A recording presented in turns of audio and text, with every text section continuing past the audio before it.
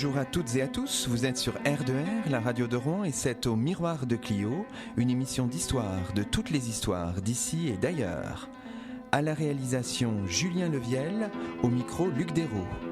L'émission est diffusée pour la première fois le 2e et le 4e dimanche de chaque mois, entre 10h et 11h. Elle est disponible à l'écoute et peut être téléchargée sur notre page dédiée sur le site de la radio asso-r2r.fr. Et vous pouvez réagir au déroulement, au contenu de cette émission en nous retrouvant sur Twitter avec le mot-clé au Miroir de Clio.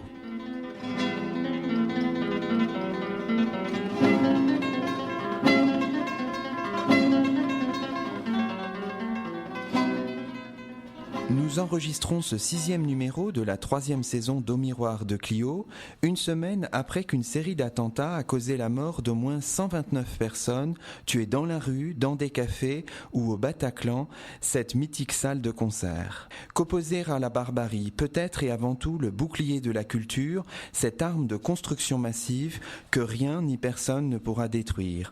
Ici à Mont-Saint-Aignan, dans ce studio de R2R, à Paris et ailleurs, nous en sommes convaincus. La résistance par les arts et par le savoir est en marche, qu'il nous est agréable de citer un extrait de la correspondance de Madame du Châtelet, la grande amie de Voltaire, qui disait en 1736 « La plus grande vengeance que l'on puisse prendre des gens qui nous haïssent, c'est d'être heureux. Alors de grâce, continuons à être heureux. » Aujourd'hui, nous accueillons François Ternat, professeur agrégé d'histoire à l'École supérieure du professorat et de l'éducation de Rouen. Bonjour à vous. Bonjour. François Ternat, vous venez de publier un important ouvrage aux presses universitaires de Paris-Sorbonne, les PUPS, Partager le monde, rivalités impériales franco-britanniques 1748-1756. C'est de ce beau travail, résultat d'une thèse soutenue en 2009, que nous allons parler pendant cet entretien d'1 heure. Alors d'abord, comme c'est un petit peu l'usage dans cette émission, on revient sur votre parcours, François Ternat. Vous êtes venu à l'histoire, mais par la géographie. J'étais géographe, rapidement, quand j'étais jeune, j'ai fait des études de géographie, de licence maîtrise. Ensuite, j'ai fait un intermezzo assez long, je ne vais pas le développer, mais je suis revenu ensuite en passant des concours, d'abord CAPES, puis Agrég, et déjà là j'ai commencé à trahir parce que au vu des notes, je me suis rendu compte que j'étais meilleur en histoire qu'en géographie. Me voilà donc professeur nommé, à l'époque c'était les écoles normales, et puis ensuite IUFM, et donc quand je dis que j'étais jeune professeur, j'étais déjà âgé en âge, mais enfin j'avais une carrière tardive, et à ce moment-là je me suis dit, j'ai cherché un domaine pour reprendre des études, tout en travaillant, d'où la relative longueur quand même de mon parcours. J'ai d'abord, puisque j'avais des diplômes de géographie aussi, trouvé en Yves Lacoste un bon moyen de reprendre mes études au niveau d'un DEA que j'ai fait avec lui, donc Paris 8 en 91, un DEA de géopolitique sur la frontière Vietnam-Cambodge. Pourquoi aviez-vous choisi ce sujet ? Qu'est-ce qui vous intéressait à ce moment-là ? D'abord, il y avait deux choses. D'abord, il y avait le prestige de Lacoste. Des gens de ma génération, bien sûr, on était sensibles. Je vous rappelle Yves Lacoste, la géographie, ça sert d'abord à faire la guerre, son brûlot de 76, Maspero, voilà. Et ensuite, il y a eu 89-91, c'est le contexte, la chute du mur, l'effondrement. Donc, il y avait un moment propice, si vous voulez, dans ce dégel où il y avait des éléments à prendre. Donc l'affinité que j'avais envers cela, c'est le Vietnam. Le Vietnam, et c'était la figure emblématique que Lacoste avait développée, son article phare de 72, le bombardement du Delta, etc. Et c'était un bel exemple pour illustrer toute la thématique de la géopolitique qui est développée par Lacoste, puisqu'on se rend compte que dans les années des années 80, la Chine attaque le Vietnam en 79 pour le punir, entre guillemets. Vietnam qui venait d'envahir le Cambodge, c'est-à-dire c'était les frères ennemis communistes qui se faisaient la guerre entre eux, etc. Donc tout ça c'est du Lacoste, je rappelle brièvement, et il démontre que derrière les logorées, le discours marxiste, etc., qui ne voyait que des luttes des classes et l'internationalisme partout, En réalité, c'était des luttes de pouvoir sur des territoires entre deux nationalismes millénaires. Voilà. À ce moment-là, 91, c'est la fin d'un conflit, c'est le retour de Sihanouk, etc. Il y a eu des accords, n'est-ce pas, pour mettre fin à la guerre. Et c'était un bon moment. Dans la revue de Lacoste Hérodote, il y a eu un article précédent sur l'Asie des moussons, sur l'angle de l'Asie. Et de ce point de vue-là, je m'étais introduit là-dedans. Voilà. Alors après ce DEA, eh bien ma foi, j'ai pas pu le faire fructifier, puisque faire en un an un travail dans un espace lointain où on ne met pas les pieds, on peut le faire, mais au niveau d'une thèse, il faut être meilleur connaisseur. Oui, bien sûr. Et sur place, etc. Donc j'avais pas grand-chose, et j'en suis venu à cette thèse que j'ai commencé donc à partir de 99-2000. D'accord. C'est déjà à nouveau un grand laps de temps. Oui. Pendant cela, j'officie toujours à l'UFM, bien sûr. Et ce qui m'y a conduit, c'est la thématique des frontières. Et finalement, pour faire court maintenant, la géopolitique, au jour le jour, c'est très Sciences Po. Là, si on n'est pas dedans, c'est difficile. Donc je suis venu à la même approche géopolitique, mais en histoire. Au moins, on connaît le résultat.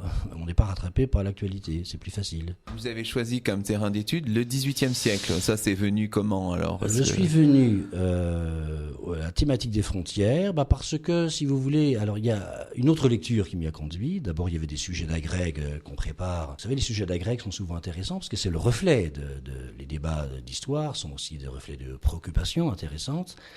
Et là, il y avait eu, dans les années 90, un très beau sujet d'agrègue qui s'appelait l'Europe et la mer. Les Européens et la mer, je crois, quelque chose comme ça. C'était un très beau, qui a d'ailleurs dû faire des émules, je ne suis pas le seul. Mais déjà, l'outre-mer. Et puis au-delà, l'outre-mer, j'étais déjà par mon DEA, Vietnam-Cambodge. Et là, le 18e, parce qu'il y a eu un autre livre très important de Daniel Nordman, publié en 98, qui s'appelait Frontières de France. Donc Nordman a développé toute une thématique des frontières, toute la problématique de comment passe-t-on des frontières des limites, des frontières de guerre aux limites de paix, en quelque sorte. Bon, Frontières de France, c'est un ouvrage qui a fait autorité en son temps. Qui a fait date, oui. Et à ce moment-là, donc 18e, parce qu'après, ma foi, après l'épisode napoléonien, elles vont se fixer, si vous voulez, la conception linéaire de la frontière qui l'emporte sur la conception d'auparavant, tout ça c'est connu. Donc Nordman a fait un travail d'entomologiste, n'est-ce pas, très fouillé là-dessus.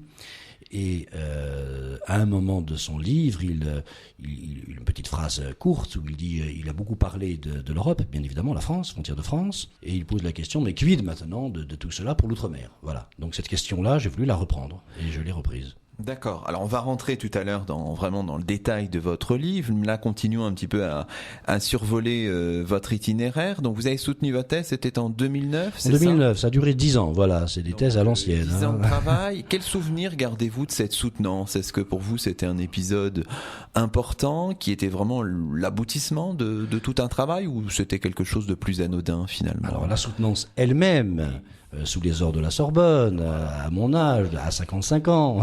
C'était un moment merveilleux parce que d'abord ça s'est très bien passé, je le dis je peux le dire, le jury était très amène, c'était une discussion, voilà, dans la plus grande tradition, une disputatio avec mes membres de jury, voilà, donc c'était très intéressant. Votre thèse était dirigée par Lucien Belli, professeur à la Sorbonne, qui a été pour moi un directeur exemplaire à tout point de vue, et professionnel et humain. Non, c'était une très belle aventure, voilà, pour vous répondre, c'est une aventure aussi intellectuelle mais humaine, bien sûr.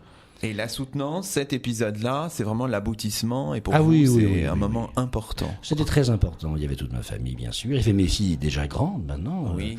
Alors, rappelons que dans votre jury de soutenance, il y avait les professeurs Rougiou, Poumared, et puis aussi Patrick Villiers, le corsaire, et puis Monsieur Gessen, qui est un ancien Rouennais. Voilà. Ah oui, bien sûr. Rougiou, Poumared, qui sont eux-mêmes d'anciens élèves de Lucien Belli. Ils sont donc dans ce courant historiographique que Lucien Belli a tiré, si vous voulez, une remise à l'honneur de l'histoire diplomatique, qui avait été vilipendée du temps de notre jeunesse. On nous jetait des pierres. Bien sûr. Et maintenant, bien sûr, c'est une belle revanche. C'est tout à fait à l'honneur. C'est une histoire politique revisitée qui étudie les relations. En quoi la diplomatie est-elle révélatrice des préoccupations d'une société et des pratiques sociales, c'est tout à fait c'est cela.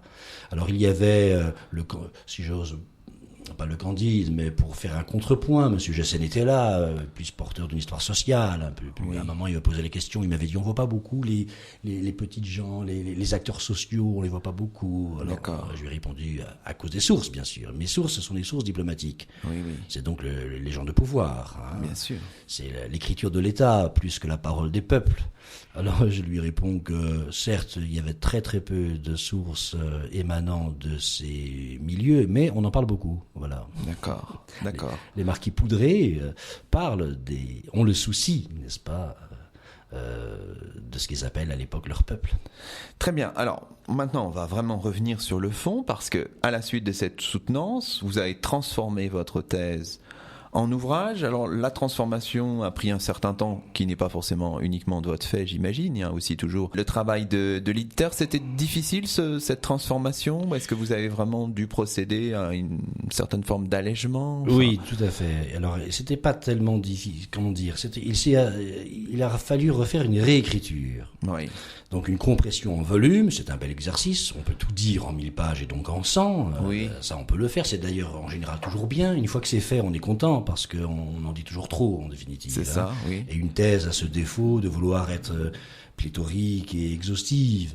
Donc revenir à une écriture plus ramassée, plus concise, c'est toujours un bien. La difficulté, c'est que je voulais pas sacrifier de chapitres, même si beaucoup, je les ai distribués en articles. J'écris beaucoup d'articles depuis. Bien sûr. Mais je voulais ramasser, conserver la cohérence, le tout. Donc il fallait faire un travail de mise en littérature, finalement. La difficulté, elle était là. Donc c'était un travail soigné plus que difficile. Il a fallu faire pour que l'ensemble tienne et reste du moins au moins agréable à lire. Il fallait donc faire un travail de littérature, d'écriture. Bien sûr, il faut quand même dire que l'ouvrage fait tout de même 600 pages. Il fait encore 600 pages. Alors c'est pas non plus une réduction. Alors, la difficulté pourquoi ça a été si long, lui encore, pour écrire après la thèse, encore 5 ans d'écriture. Le manuscrit concentré, ça m'a pris 2 ans en réalité. Oui. Mais ensuite, c'était se bousculer, attendre les listes d'attente pour pouvoir bien publier. sûr, c'est compliqué. Voilà. Et puis c'est un éditeur prestigieux. J'imagine qu'il y a pas mal de candidats pour la publication. Et c'est là encore où Lucien Belli a eu le bras long et a été très soucieux, très solidaire. Il a été il a été très bien avec moi parce que c'est grâce à lui que ce livre a été publié. Les éditeurs, un volume comme ça, n'en voulaient pas. Et il leur a fallu tout le prestige, l'autorité et l'entre-gens de Lucien Belli pour que cette édition-là, prestigieuse, comme vous dites, les Pups, acceptent de me publier. Et de ce point de vue, je dois remercier aussi beaucoup Monsieur Fourcade et le directeur des Pups et toute leur équipe. Ils ont été très très très bien. Alors c'est la collection, on le rappelle, c'est la collection qui s'appelle Centre Roland Mounier, où il y a beaucoup de livres d'histoire qui paraissent, qui est vraiment connu et reconnu. Alors peut-être qu'on va présenter pour nos auditeurs qui ne seraient pas vraiment au fait de cette période, l'histoire un peu globale du 18e, depuis la fin même du 17e siècle. On a utilisé un concept qui a été repris par certains historiens, critiqué par d'autres, de seconde guerre de 100 ans. Alors est-ce qu'on pourrait dresser un petit peu un panorama global? Qu'est-ce qu'on entend par seconde guerre de 100 ans, François Ternat? Alors en effet, l'expression, elle date du fin 19e siècle. Bon, le sous-titre est important du livre. Rivalités impériales, franco-anglaises, franco-britanniques, on a dit ça, c'est l'essentiel. Voilà. Français et britanniques, c'est déjà un bon menu, c'est une bonne annonce. Oui. Voilà. Le concept de seconde guerre de 100 ans, il a été très discuté, il est même aujourd'hui critiqué, comme vous l'avez relevé vous-même. Mais l'expression a été inventée au moment où on invente l'expression de guerre de 100 ans, donc de toute façon, même pour la plus connue, c'est la première. La première. Encore que certains historiens nous disent qu'avant la première, il y avait déjà une première. C'est vrai, oui. Celle de 1154, 1200, etc. Celle du début avec Henri de Plantagenet. Donc, en réalité, les guerres franco-anglaises, il y en a avant les guerres de 100 ans. Vous savez tout cela. On va laisser les médiévistes.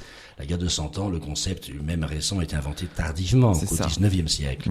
Mais s'il y avait une première ou une deuxième, on dit seconde guerre de 100 ans pour parler du grand conflit quasi ininterrompu sur plus d'un siècle de guerre, en gros de la glorieuse révolution anglaise 1688-1689, la restauration, la prise du pouvoir par Guillaume d'Orange, l'exil des Stuarts, la Révolution anglaise, la deuxième, 1689 jusqu'à 1815, ce sera la fin du match en quelque sorte. Donc pendant ce long siècle, un peu comme la première guerre de 100 ans, c'est plus de 100 ans, si on fait le calcul, il y a sur la durée autant d'années de guerre que de paix. Voilà. Donc ce sont des conflits pratiquement ininterrompus entre France et Grande-Bretagne, dont l'enjeu est l'équilibre en Europe, bien évidemment. Sur la période 1688-1815, pendant ce très long siècle, tout le XVIIIe siècle, Français et Britanniques se disputent la prépondérance en Europe, et sur mer, c'est l'objet de mon livre, la prépondérance aussi, la suprématie. C'est l'Angleterre qui gagne, voilà.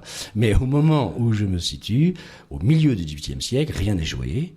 C'est pas fini. Mais vous savez, pour en finir avec le concept, l'expression guerre de 100 ans, Michelet, au siècle dernier, disait plus. Il disait, lui, la guerre de 1000 ans. Hein. Voilà. Donc, de Hastings à Waterloo, c'est un conflit. Les Français et Anglais s'étripent en permanence pendant toute la longue période. Aujourd'hui, on le fait sur les stades. Voilà. Et puis, il y a la petite rivalité. Mais elle a changé de nature. Oui, tout à fait. Alors, essayons de scander un petit peu les choses. Le premier conflit majeur, c'est ce qu'on appelle la guerre de la Ligue d'Augsbourg. Donc là, on est encore sous le règne de Louis XIV en France. Alors, si vous voulez, dans la scansion, si on cherche des étapes, il y a bien sûr les deux premiers conflits qui concernent encore le règne de Louis XIV, la guerre de l'île d'Augsbourg, appelée aussi guerre du Palatinat ou guerre du roi Guillaume, selon les points de vue. Il faut toujours penser qu'une guerre porte le nom du camp qui la désigne. Les Allemands disent guerre du Palatinat qui est ravagée par les armées de Louis XIV, les Français disent guerre de l'île d'Augsbourg parce qu'ils sont seuls face à une coalition, les Anglais vont dire guerre de 9 ans ou guerre du roi Guillaume, puisque Guillaume d'Orange devient roi d'Angleterre. Ensuite, juste après, il y a la fameuse guerre de succession d'Espagne, qui est la grande affaire, la grande épreuve. Et je me permets d'arriver à la fin, c'est très important, 1713. On en a fêté le tricentenaire il n'y a pas longtemps. Il y a des colloques dirigé par Lucien Bailly, où j'étais invité d'ailleurs, c'était très intéressant. Et le congrès d'Utrecht est très important. Mon livre, il s'appuie énormément, fait beaucoup de références, c'est normal, puisque l'ombre de ce congrès plane pendant encore tout le XVIIIe siècle en matière de relations internationales. Au terme de ce congrès, on peut dire, pour faire court, que les tentatives d'hégémonie de Louis XIV ont échoué et qu'elles s'y substituent un nouveau concept qui s'invente, celui de l'équilibre des puissances. Balance of powers. Voilà, l'équilibre des puissances, porté par la Grande-Bretagne, même si après, ce même concept, vous l'avez lu dans le livre, sera retourné par les Français, accusant les Anglais eux-mêmes de vouloir être hégémoniques, mais sur les mers et dans les colonies. D'accord, alors ça c'est le règne de Louis XIV, là on survole évidemment. Alors après il y a la fameuse petite paix, la longue paix, qu'est-ce que je dis, la grande paix franco-anglaise, les 30 heureuses, pour reprendre une expression détournée et facile. En gros, donc de la mort de Louis XIV, la fin de la guerre de succession d'Espagne, 1713-1714, puis la mort du roi de 1715, jusqu'à la reprise d'un conflit.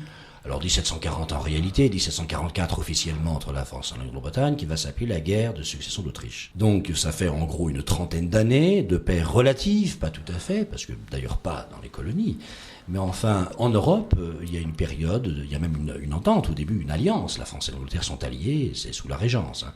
Voilà.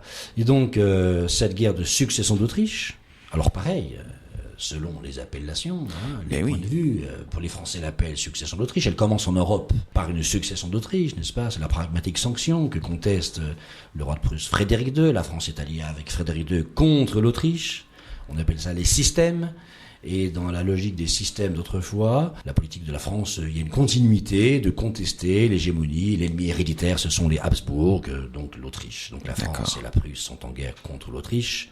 Mais cette Autriche, c'est le système d'alliance de 1713 qui reprend, a pour alliés les Provinces-Unies, c'est-à-dire la Hollande, et aussi l'Angleterre Hanovre. Je vous rappelle que le duc de Hanovre, c'est le roi, il est roi d'Angleterre, n'est-ce pas, Georges. L'Angleterre, c'est maintenant la Grande-Bretagne, c'est le royaume de Grande-Bretagne, et que va s'adjoindre au camp anglo-autrichien la Russie, qui entre en Europe, pour reprendre l'expression du livre Anne-Dominique Lichtenhahn. Voilà, donc la France, elle est face à cette coalition-là. Elle a pour allié l'Espagne, qui était déjà en guerre avec l'Angleterre depuis 1739 sur fond de lutte coloniale. C'est en quelque sorte comme un prolongement du combat de la succession d'Espagne qui reprend l'enjeu colonial. D'une guerre à l'autre, si vous voulez, de l'île d'Augsbourg jusque-là, à chaque fois les questions coloniales pèsent à chaque fois plus lourd, et c'est le cœur de mon ouvrage. Bien sûr. Et donc cette guerre de succession d'Autriche que les Anglais appellent guerre du roi George, et et que les Allemands, important, les Allemands maintenant, ils vont appeler ça les guerres de Silésie au pluriel. D'accord. Pour eux, il y a vraiment la première guerre de Silésie, il y aura une seconde, puis il y en aura même une troisième. Ils ont l'optique continentale. C'est ça, oui. L'objet de Frédéric, c'est la Silésie, le reste, il n'en a cure. Voilà. D'accord. Donc ça, c'est un conflit majeur européen, une grande guerre européenne avec des armées immenses, des grandes batailles, Fontenoy évidemment, bien sûr, des batailles les plus cruelles, emblématiques. Alors ça se termine, je me permets d'arriver au fait. Ça se termine en 48, donc par la paix d'Aix-la-Chapelle. Sur le terrain, sur le continent européen, la guerre est très favorable aux Français. Ils gagnent la guerre. Les fameuses batailles de Fontenoy, Laufey et Raucoux permettent aux Français de conquérir ce que Louis XIV n'avait jamais pu faire, tous les Pays-Bas autrichiens, et même le début de la Province-Unie, Maastricht, n'est-ce pas? Donc ce n'est pas rien, et ils sont tout aussi heureux sur d'autres théâtres d'opération, et quant à la Prusse, elle a bien conquis la Silésie, donc ce camp militairement est en faveur, si vous voulez. Par contre, et je pars de là pour commencer mon enquête, cette victoire-là ne doit pas faire oublier les succès britanniques. Les Anglais n'ont pas le sentiment d'avoir perdu la guerre, malgré Fontenoy. Ils n'ont pas le sentiment d'avoir perdu la guerre, d'abord parce qu'ils ont écrasé une dernière fois les Stuarts chez eux, l'Écosse, Culloden, c'est une grande victoire anglaise, contre les Écossais, ce sera la dernière. Et puis, surtout, sur mer, eh bien, la Royal Navy règne sans partage et domine les mers. Donc, l'Angleterre, c'est vraiment Sparte et Athènes en quelque sorte, ou Rome et Carthage. Les Anglais tiennent les mers quand les Français tiennent le continent. J'ose dire déjà, puisque ce scénario, on le retrouve sous la Révolution et l'Empire. Alors, avant de marquer une première pause et puis de rentrer vraiment dans le détail de votre livre qui s'intéresse justement à cette époque qu'on est en train d'introduire, continuons notre survol du XVIIIe siècle. La guerre va se poursuivre tout au long de la seconde moitié du XVIIIe siècle, d'abord avec la guerre dite de 7 ans, qui est d'ailleurs très, très mal nommée finalement. Voilà. Alors, très mal nommée parce qu'elle commence en réalité dès 54 en Amérique du Nord, n'est-ce pas? Les Américains, eux, ne s'y trompent pas. Ils appellent en américain cette guerre de French and Indian War, la guerre contre les Français et les Indiens. Alors, la guerre de 7 ans, qui elle aussi est très... alors l'un chasse l'autre, la guerre de 7 ans, il y a pléthore d'ouvrages, surtout cette année, il y a le livre de Dziembowski, qui est une synthèse énorme, colossale, chez Perrin, tout à fait. Les anglo-saxons étaient encore beaucoup plus prolixes, y compris les plus récents, n'est-ce pas? Donc c'est un conflit qui a été très très très longtemps, bien sûr, abreuvé. C'est normal, puisqu'il va mettre un terme définitif à la rivalité coloniale outre-mer de ce qu'on appelle le premier empire colonial français. Si la guerre de 48 s'est terminée plutôt favorablement à la France, qui sauvegarde ses colonies, c'est l'essentiel de ce que je développe, eh bien elle les perd tout à fait au terme du désastreux traité de Paris, n'est-ce pas, de 1763. Donc là, ça marque vraiment dans l'étape de la success story britannique, du triomphe de l'Empire britannique jusqu'au 19e siècle. La première étape, avant 1815, c'est 1763. D'accord. C'est le triomphe total de l'Empire britannique. Alors évidemment, ce conflit, puisqu'il se termine par une paix définitive de ce point de vue, a occulté la première. C'est pour ça que j'ai voulu revisiter la première, pour nous dire que pour échapper au piège de la théologie en quelque sorte. C'est pas parce qu'en 63 tout est fait qu'en 48 on supposait que cela le serait. Donc l'idée de trêve et la paix qui était brocardée, le fait au début de mon livre, il faut relativiser cette mauvaise paix entre guillemets et la réhabilité du point de vue des objets, des objectifs et des buts de guerre de la diplomatie française à l'époque. Et l'un de ces buts en 1748, c'était bien de défendre et protéger les colonies. D'où l'idée du partage du territoire de 48. C'est un grand échange territorial. C'est une jeune guerre mondiale, la guerre de succession d'Autriche, comme le sera après la guerre de 7 ans, mais elle est déjà mondiale. Donc la guerre de 7 ans n'est pas la première guerre mondiale. La guerre de succession d'Espagne elle-même était déjà une guerre mondiale. Ça veut dire qu'on se bat sur tous les fronts. Il y a beaucoup de protagonistes. Et surtout, au moment de la paix, on échange des territoires, mais sur l'ensemble des théâtres d'opération. Bon, terminons quand même rapidement ce tableau. La guerre va se poursuivre encore après la guerre de 7 ans. Il y a la guerre d'Amérique, puis il y a les guerres révolutionnaires. 15 ans après, il y a la revanche. Là, ce sera la victoire française, là. Bien sûr, la revanche, y compris sur les mers, glorieuse, la royale qui tient tête à la Navy, qui permet l'indépendance des États-Unis, et donc le triomphe britannique est de courte durée, du moins de ce point de vue seulement nord-américain. Il y a un rééquilibrage de la puissance française, ça veut dire ça. C'est une guerre de prestige. La France ne récupère pas, ni même le Canada, elle n'en veut pas, mais elle récupère au moins une île et surtout le Sénégal. Pour la traite, c'est très important, la traite négrière, pour le système antillais de la plantation, pour l'alimenter bien. Et puis après viennent les guerres de la Révolution et de l'Empire qui, elles, définitivement cette fois-ci, vont mettre fin. Et après 1815, l'Angleterre n'a plus aucun concurrent sur les mers et l'outre-mer. Bon, très bien. Écoutez, on va marquer une première pause avant de plonger dans le vif de votre ouvrage. Et on va le faire, c'était presque naturel, avec Handel, qui célèbre, lui, en 1749, à Londres, la paix d'Aix-la-Chapelle. Donc évidemment, pour les Britanniques, ce n'est pas une défaite. C'est l'ouverture de la Music for the Royal Fireworks sur R2R.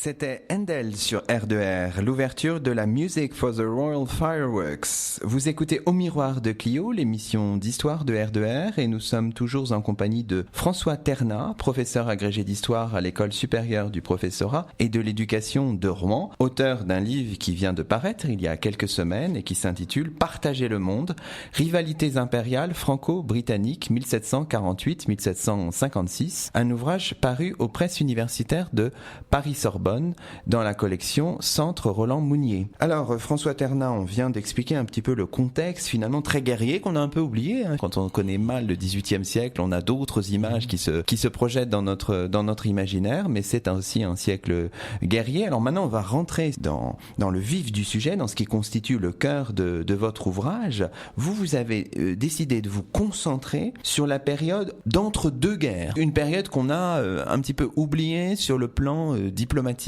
finalement, hein, c'est un peu ça. L'idée c'était de combler une lacune historiographique aussi. Tout à fait, combler une lacune historiographique et même tordre le cou à une vieille une idée erronée, une idée qui était communément admise et qui est fausse. Alors ça concerne un peu les spécialistes, j'en conviens. C'est l'idée de l'échange de Madras contre Pondichéry. Alors je développe que non, Madras n'a pas été échangé contre Pondichéry, contre Louisbourg, excusez-moi, j'ai fait un lapsus. Madras, en Inde, possession britannique prise par les Français pendant la guerre, et Louisbourg, possession française à l'entrée du Saint-Laurent, pris par les Britanniques pendant la guerre. Voilà. En réalité, si échange il y a eu, c'est Louisbourg contre les Pays-Bas autrichiens. D'accord. Voilà. Madras, au moment de la signature du traité de paix, dans l'année 1748, ça c'est une donnée espace-temps qui est très importante pour notre période. Il faut plusieurs mois de communication, il n'y a pas encore des moyens actuels, et au moment de la signature du traité, les plénipotentiaires ne savent pas ce qu'il en est du sort des possessions et des uns et des autres en Inde. D'accord. Et a priori, on craint plutôt pour Pondichéry, d'où mon lapsus tout à l'heure. On croit que les Anglais l'ont repris, parce que fin 47, une grande puissance militaire, la première à ce point si puissante, n'est-ce pas, une grande force navale a été envoyée de Grande-Bretagne en Inde, commandée par le contre-amiral Boscawen, déjà lui, c'est important, Boscawen, le fameux Boscawen, et qui est chargé de reprendre Madras, dont la perte a eu un grand retentissement en Angleterre, et de conquérir dans la foulée les possessions françaises. Donc lorsque les négociateurs font la paix, les Indes, d'abord c'est un front secondaire, périphérique par rapport au cœur de l'enjeu colonial, qu'est l'Atlantique Nord, que sont les Amériques, c'est ça, les îles et le continent, et l'Inde c'est périphérique. Et deuxièmement, on considère que les possessions françaises sont tombées, sinon compromises, ou sinon tombées. Voilà. Vous êtes parti de cette question-là qui vous intriguait, C'est l'histoire d'un entre-deux-guerres, puisque, comme on l'a vu précédemment, cette paix d'Aix-la-Chapelle a été peu visitée par les historiens, parce que, finalement, encadrée par les deux traités plus significatifs qui l'encadrent. 1713 en amont, congrès d'Utrecht, et 1763 en aval, c'est-à-dire le traité de Paris, qui lui clôt définitivement cette question coloniale, puisque, comme on le sait, en 1763 au traité de Paris, les Français vont perdre la totalité de l'Amérique du Nord, et en Inde, ce que Dupleix avait bâti. À la fin en 63, les Français ne conservent de ce qu'on va appeler après le premier empire colonial. Mais à l'époque, on ne le sait pas. Puis le mot d'empire n'est jamais prononcé du point de vue français. Et les Français ne gardent comme possession dans les colonies mais l'essentiel, de leur point de vue, les îles à sucre, Saint-Domingue, Martinique, Guadeloupe, leur dépendance, et puis là-bas, les fameux 5 comptoirs de l'Inde. D'accord. Alors, est-ce qu'on peut dire qu'au moment d'Aix-la-Chapelle, le bilan est plutôt favorable à la France ou comment... Alors, il est tout à fait favorable à la France du point de vue européen. C'est pour ça que la paix a été brocardée, puisque, y compris beaucoup de contemporains, on dit que c'était une paix qui est bête comme la paix, n'est-ce pas? On s'est battu pour le roi de Prusse, puisque, très curieusement, en 48, la France, victorieuse, restitue ses conquêtes. Alors, c'est une première, c'est une grande première, en réalité pas tout à fait. Dès 1797, à Rijswijk, les les Français avaient déjà lâché du lest pour avoir la paix. On dirait aujourd'hui des territoires contre la paix. Mais enfin, c'est spectaculaire en 48 parce que lâcher tous les Pays-Bas autrichiens avec Bruxelles, Liège, qui est un enjeu tout de même depuis très longtemps, ce n'était pas une mince affaire. Maurice de Saxe, le grand artisan de Fontenoy, est furieux, n'est-ce pas, de cette perte-là. Bref, la France est en position de force et elle restitue des territoires européens. C'est ce qui lui a été reproché en disant que Louis XV, l'excès de modération de Louis XV pris donc pour de la faiblesse, etc. Et en réalité, non. D'abord, c'est une paix intelligente. Elle permet, en imposant, parce que la France tient un gage territorial, elle peut imposer une paix selon ses conditions. Rendre les Pays-Bas autrichiens, la Belgique d'aujourd'hui en gros, c'est à la fois obliger et les détenteurs, les souverains, c'est-à-dire l'Autriche, et la Hollande, limitrophe, et l'Angleterre, qui ne peut pas supporter depuis toujours que les Français n'incorporent les Pays-Bas. Ce serait une menace pour eux. Donc lâcher les Pays-Bas, c'est tout à la fois une monnaie d'échange, tout à la fois contre les trois adversaires. Et c'est imposer une paix pas si bête parce que elle maintient l'équilibre européen en faveur de la France, en Allemagne, en Italie, par alliés interposés. Les alliés de la France se servent. Certes, c'est la Prusse qui se sert le mieux, la Silésie, mais l'obsession française, c'est d'affaiblir les Habsbourg. De ce point de vue-là, c'est un succès, puisqu'ils sont affaiblis. Et rendre les Pays-Bas permet aussi aux Français d'imposer, mais ça c'est dans les textes, c'est dûment explicité. Cette restitution ne pourrait se faire qu'à la condition que la Grande-Bretagne nous restitue tout ce que l'on a pu conquérir dans les colonies. D'accord. Donc, de fait, on peut dire que Fontenoy, les victoires du roi de France en Europe, ont sauvé les possessions du roi de France hors d'Europe. D'accord. Voilà, les Anglais rendent Louisbourg, à contre-cœur d'ailleurs. Et si on essayait un petit peu de dresser la situation outre-Atlantique, quelle est la situation pour la France en Amérique du Nord? Alors là, c'est bien sûr très important, c'est très développé, il y a toute une littérature, y compris nord-américaine, mais évidemment les Canadiens et les Américains, c'est leur histoire. Ouais. Alors là-bas, vous avez d'une part les 13 colonies britanniques en Amérique du Nord. Ils sont bien connus, qui vont donc du Nouvelle-Angleterre jusqu'à la Géorgie, toute la frange atlantique, les 13 colonies. Et elles sont déjà peuplées de 1,5 million à 2 millions d'habitants, considérables. Elles sont développées, elles sont déjà diverses, d'où leur nom, 13 colonies, il n'y en a pas qu'une, etc. C'est toute l'histoire britannique, c'est toute l'histoire de l'Amérique avant l'indépendance, qui est importante. Elle a déjà près un siècle et 3/4. Comme la Nouvelle-France. Alors de l'autre côté, il y a les Français. Mais les Français, ils ont un domaine territorial sur le papier, sur la carte considérable, mais il faut se méfier des cartes qui donnent à voir. N'est-ce pas, et il y en a très belles dans votre ouvrage. Ce que l'auteur veut bien dire, ce sont des représentations. La Nouvelle-France est donc d'abord le Saint-Laurent, le cœur de la colonie, évidemment. En avant-poste, ce qu'on appelle les îles du Golfe, alors l'Acadie, Terre-Neuve, déjà cédée à la Grande-Bretagne en 1713, c'est très important. Acadie, aujourd'hui, sont les provinces maritimes canadiennes de Nouveau-Brunswick et de Nouvelle-Écosse, Nova Scotia, mais à l'île du Prince-Édouard, mais pour l'heure, ça s'appelle l'Acadie, avec les îles du Golfe, Cap-Breton, île Royale, avec la forteresse de Louisbourg, et donc Terre-Neuve-Acadie déjà cédée à la Grande-Bretagne depuis Utrecht, mais ensuite la Nouvelle-France, proprement dite, c'est le Canada, et au-delà, toute la région des Grands Lacs, et tout le bassin du Mississippi jusqu'à la Louisiane. Et le mot Louisiane, à l'époque, ne veut pas dire que le seul État de Louisiane d'aujourd'hui. C'est ce qui va donc des bouches du Mississippi jusqu'au pays des Illinois et au Grand Lac et au-delà, dans l'Ouest. Le Grand Ouest, ce sont les Français qui y vont et qui commercent avec les nations amérindiennes qui y sont. Donc ça fait sur la carte un domaine territorial considérable dont il faut se méfier la surreprésentation impériale, parce qu'en réalité, les Français ne sont pour tout que 70 000 à 80 000. Et comment ça se fait, comment expliquer cette faiblesse démographique? Parce que dès le début, dès les années 1620-1640, le tout début des colonisations, quand les Français ont un mal fou, n'est-ce pas, Richelieu a envoyé quelques maigres colons là-bas, en 1660, les Français sont encore que quelques milliers, quand déjà les colonies britanniques ont dépassé les dizaines de milliers chacune. Donc très très tôt, mais ça c'est le moteur de l'histoire britannique, cette émigration britannique, pour d'autres raisons encore liées à l'histoire britannique, les fuir des persécutions, l'exutoire d'un trop-plein de peuple, etc.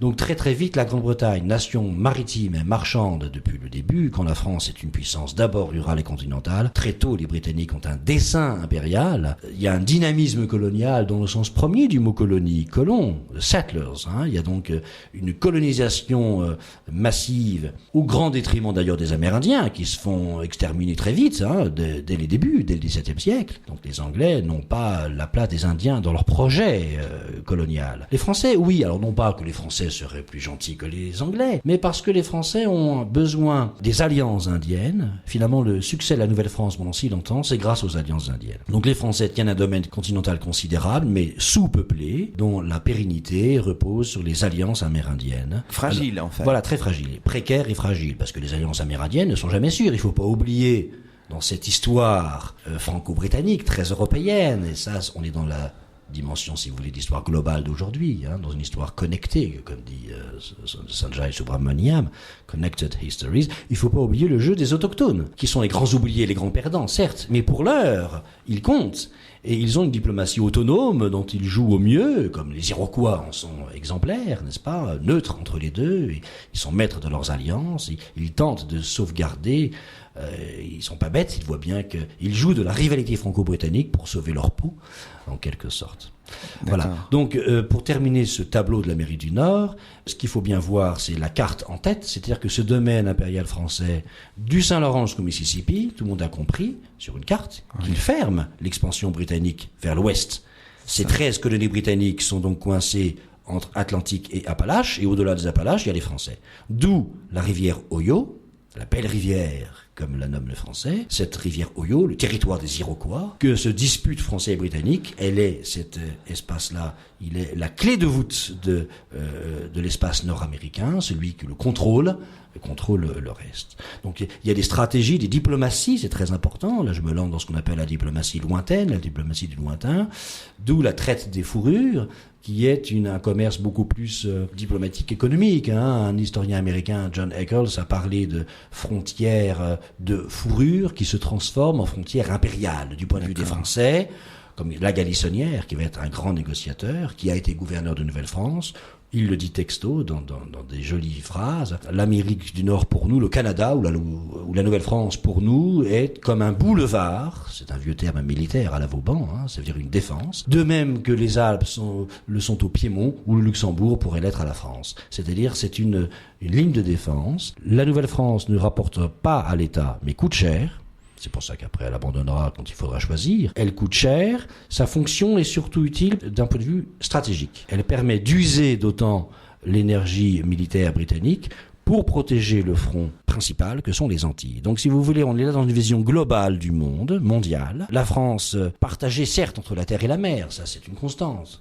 Mais les colonies, ça compte, contrairement à ce qu'on dit trop souvent. Louis XV n'a pas sacrifié le Canada ni l'Inde, c'est faux. C'est cette grande idée que je veux contrer finalement. Oui, c'est ça. Pas non, c'est trop réducteur. À la fin, certes, oui, il y aura une inflexion de la diplomatie française, mais toujours en termes de hiérarchie de choix. Ce qui compte le plus, ce sont les îles. Dans ce domaine colonial, qui, pour la France, autant pour la Grande-Bretagne, les colonies ont un dessein de colonisation, donc impériale. Attendez, ça veut dire qu'un Britannique sur 4 est en Amérique, au moment de l'indépendance. C'est ça, ouais.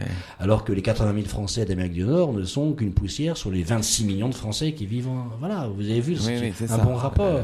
Donc pour la Grande-Bretagne, les Britanniques d'Amérique, c'est énorme. C'est le quart de leur population, ce n'est pas rien. Si pour la Grande-Bretagne et l'Amérique du Nord, c'est énorme, pour les Français, l'essentiel, ce sont les îles. Et dans la vision française, un texte de 1755 le rappelle, l'entreprise coloniale pour la France serait les îles, non comme dessein que d'être des entreprises de commerce. Voilà, c'est le commerce. L'empire colonial français, ce premier empire colonial français, comme on l'appellera plus tard, il est avant tout mercantile. Alors quand vous dites les îles... Les îles, ce sont les îles de l'Amérique. Ce sont les îles à sucre. Ouais, les îles à sucre, Saint-Domingue, Martinique, Guadeloupe peuplées, elles sont peuplées, même si 90% de la population sont des esclaves noirs, dominés par des créoles, c'est-à-dire des blancs, et les mulâtres. Donc c'est une société coloniale, épouvantable, terrible bien sûr.